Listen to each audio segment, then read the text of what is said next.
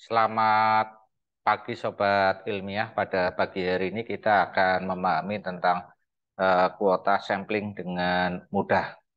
Jadi yang dimaksud dengan kuota sampling itu adalah merupakan teknik pengambilan sampel yang termasuk dalam teknik pengambilan sampel non-probability sampling, yaitu teknik pengambilan sampel yang tidak memberikan kesempatan yang sama bagi setiap anggota populasi untuk dipilih sebagai sampel.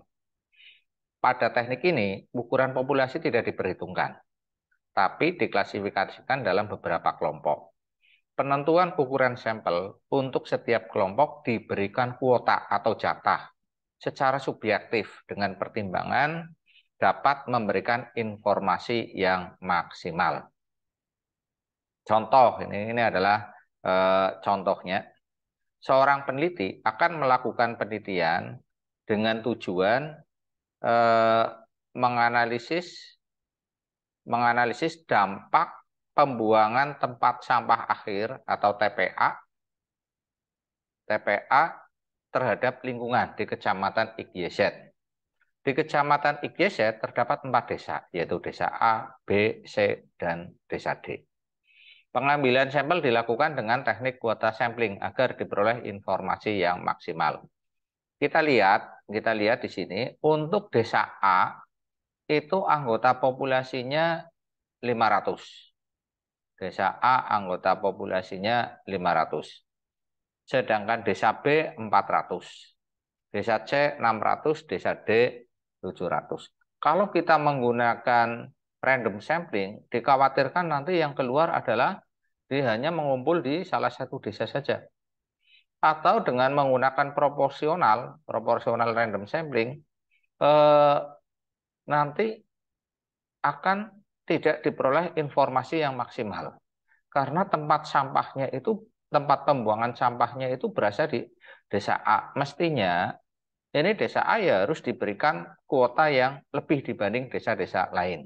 Sehingga karena ini menggunakan kuota, peneliti menetapkan kuota untuk desa A itu 50% dari ukuran sampel yang akan diambil.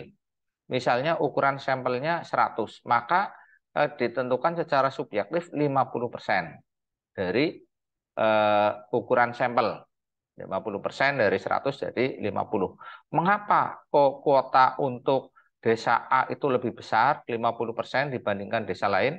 Karena desa A ketempatan tempat pembuangan sampah sehingga dipandang dapat memberikan informasi yang lebih baik dibanding dengan penduduk di desa lain.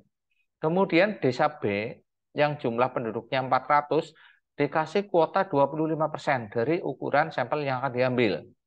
Kenapa kok desa A itu dikasih 25%? Karena desa A meskipun tidak ketempatan, tetapi desa A itu kelewatan. Jadi mobil-mobil yang menuju ke tempat pembuangan sampah itu melalui desa B sehingga desa B diberi kuota 25%. Kemudian yang berikutnya desa D.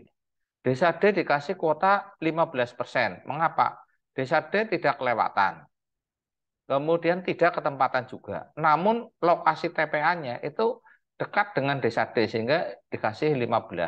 Sementara desa C dikasih kuota paling kecil, yaitu cuma 10%. Mengapa? Karena desa C meskipun berada di Kecamatan Ikyezet, tetapi desa C tidak ketempatan, tidak kelewatan, dan tidak berdekatan.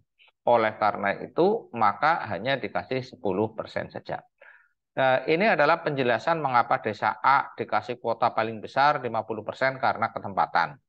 Desa B kenapa dikasih kuota 25% lebih rendah dari desa A tapi lebih tinggi dari desa C dan desa D karena meskipun tidak ketempatan tetapi kelewatan.